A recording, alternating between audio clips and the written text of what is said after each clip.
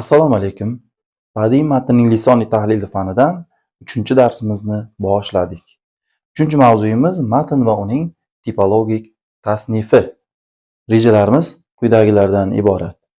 Matn tiplari haqida ma'lumot, hajmiga ko'ra matn tiplari, ifoda mazmuniga ko'ra matn tiplari. Matn hajm va mazmun belgisiga ko'ra ikkiga bo'linadi. Birinchisi hajmiga ko'ra matn turlari, ikkinchisi esa ifoda mazmuniga ko'ra matn turlaridir. Matn hajm belgisiga ko'ra minimal matn va maksimal matn turlariga bo'linadi. Shuni ham aytib o'tish kerakki, ayrim adabiyotlarda matn hajm jihatdan 3 ga ajratilgan. Kichik, o'rta va katta hajmli matnlar shular jumlasidandir. O'rta hajmli matnlarga telegramma, ma'lumotnoma, ariza, ishonch xati, tushuntirish xati hamda vaqtli matbuotda chiqadigan e'lon va kichik xabarlar kiradi. O'rta hajmdagi matnlarga esa hikoya, qissa, she'r, doston, poemalar kiradi. Katta hajmdagi matnlarga povest, roman, dramatik asarlar, trilogiyalar kiradi. Matnning ichki tomonini mazmun yaxlitligi, tashqi tomonini esa turli shakldagi bog'lamalar, sintaktik vositalar birlashib turadi.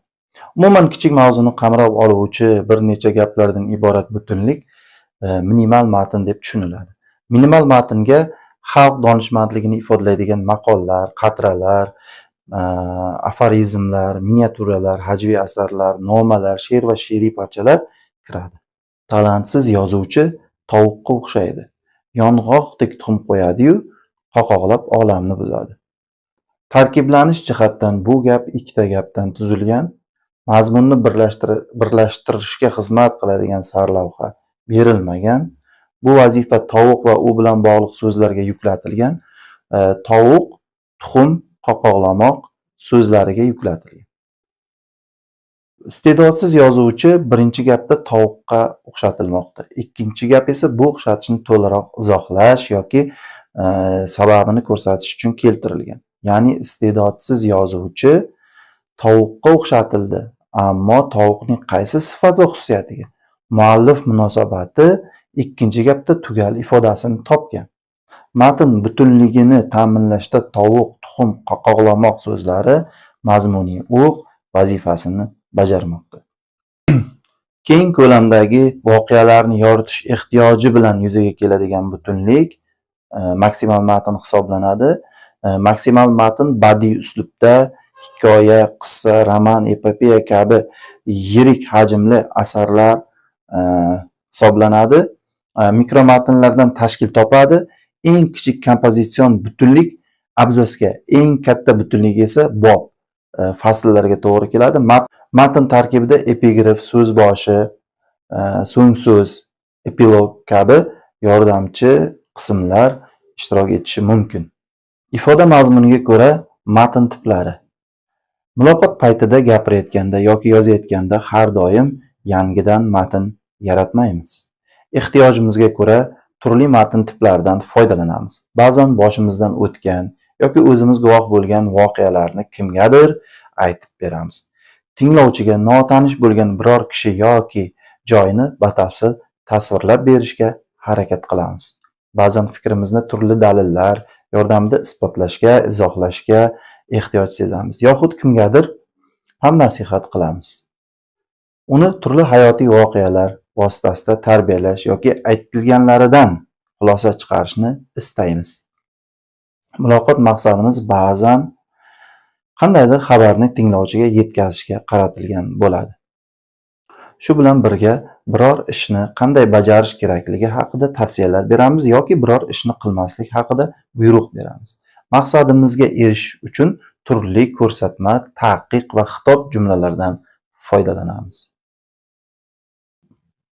Matnlar ifoda mazmuniga ko'ra quyidagi turlarga bo'linadi.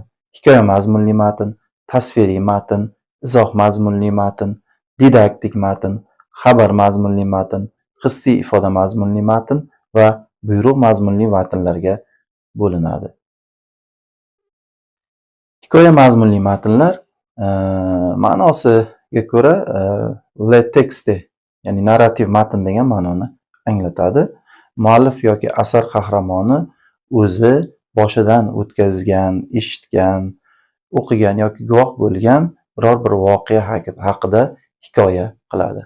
Bunday matnlar tipiga xotiralar, esdaliklar va rivoyatlar kiradi.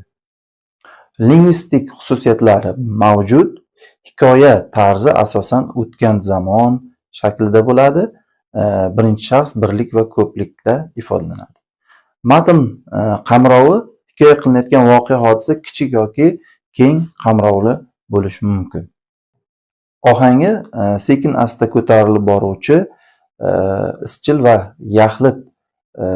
yaxlitlovchi ohang kuzatiladi. Xarakterli xususiyatlari muallif nutqida ham, qahramonlar nutqida ham keng foydalaniladi. Matn shakllanishida asosan hikoya qiluvchi yetakchi omil hisoblanadi, ya'ni roviy yetakchi hisoblanadi. Monolog va dialogik shakllarda qo'llaniladi. Tasviriy matnlar, deskriptiv matnlar ham deyiladi. Tinglovchiga noma'lum bo'lgan biror kishi, joy, hayvonot va nabotot olamiga mansub mavjudot yoki qandaydir narsa, buyum hamda voqea hodisalarni tasvirlab berish orqali tasvirlab berish maqsadida tuzilgan bo'ladi. Tasviriy matnlar deskriptiv matnlar ham deb ataladi. Tinglovchiga noma'lum bo'lgan biror kishi, joy, hayvonot, nabotot olamiga mansub mavjudot yoki qandaydir narsa, buyum hamda voqea hodisalarni batafsil tasvirlab berish maqsadida tuzilgan bo'ladi. Tasvirlanayotgan obyektning dastlab birlamchi xususiyati tilga olinadi. Keyin unga aloqador xususiyatlar va qismlardan so'z yuritiladi. Tasviriy matnda ham monologik nutq ko'rinishi yetakchilik qiladi. Izoh mazmunli matnlar argumentli matnlar deyiladi. Aytilayotgan fikrning ishonarliligini ta'kidlash uchun turli dalil va izohlar keltiriladi. Asoslash, isbotlash, o'zini oqlashga urinish yoki himoya maqsadida har xil vajlarni keltirish izoh mazmunli matnlarning asosiy xususiyati hisoblanadi. Bunday matnlarda chunki, zero, lekin, aslida, shuning uchun, to'g'risini, ochig'ini aytganda, eshitishimga qaraganda, bilishimcha, taxminimcha kabi birliklar qo'llanadi. Xarakterli xususiyatlari fikr bilan keltirilgan dalil o'rtasida mantiqiy bog'liqlikning bo'lishi muhim sanaladi. Kitobxonni yoki tinglovchini ishontirish asosiy maqsad bo'lganligi uchun shunga mos ritorik uslub tanlanadi. Didaktik matnlar eksplikativ matnlar ham deb ataladi. Kimgadir pand-nasihat qilish, uni turli hayotiy voqealar vositasida tarbiyalash, aytilganlardan xulosa chiqarishga o'rgatish istagi asosida tuzilgan matn. Matnda muayyan maqsad bilan qo'llanilgan maqol, matal, aforizm, turli hayotiy voqealar, rivoyatlar, masalalar didaktema deyiladi. Muallif bunday didaktemalarni matnga to'g'ridan-to'g'ri olib kiradi va uning qaysi janrga taalluqli ekanligini aytib o'tadi. Didaktemalar matn tashqarisida avvaldan tayyor holda mavjud bo'ladi. Xabar mazmunli matnlar informativ matnlar deyiladi. Biror voqea hodisa haqida xabar berish maqsadida tuzilgan yoki havola qilingan matn xabar mazmunli matn hisoblanadi. Hikoya, tasvir, didaktik buyruq mazmunli matn tiplari tarkibida keladi.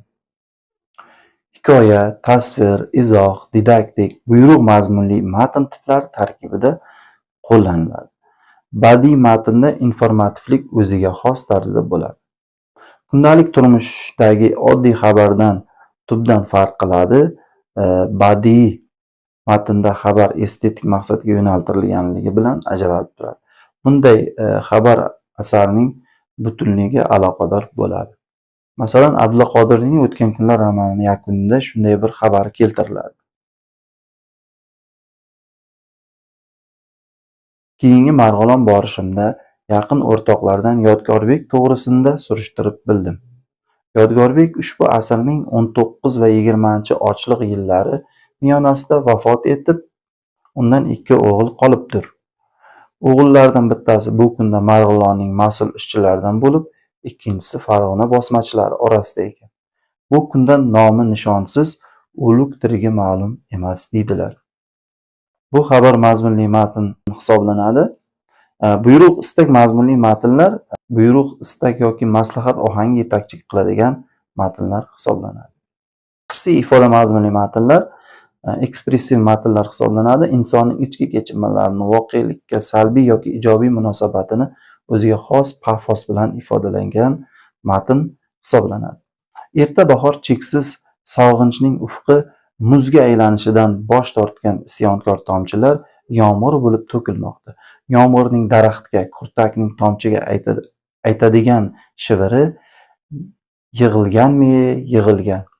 Ho'ngrab-ho'ngrab, bo'zlab dil rozini aytayotgan erta bahor bilan aslida osmon dardidan so'z ochishga botingan asov g'alayon. Bu matn demak hissiy ifoda mazmunli matn hisoblanadi. Bugungi mavzuyimiz mana shulardan iborat. Quyidagi savol va topshiriqlar orqali mavzuni yanada mustahkamlashingiz mumkin. Birinchi savol: matn tipologik jihatdan qanday tasnif qilinadi? Ikkinchisi: makro matn va mikro matn haqida ma'lumot bering. Uchinchisi: hikoya mazmunli matnlar haqida ayting. To'rtinchisi: tasviriy matnlarga misollar keltiring. Beshinchisi: izoh mazmunli matnlar haqida ayting. Oltinchisi: didaktik matnlar haqida ma'lumot bering. Yettinchisi: xabar mazmunli matnlarga misol keltiring. Sakkizinchisi: qanday matnlar buyruq istak mazmunli matnlar hisoblanadi. To'qqizinchisi: hissiy ifoda mazmunli matnlar haqida ma'lumot bering. E'tiboringiz uchun rahmat. Xayr, salomat bo'ling.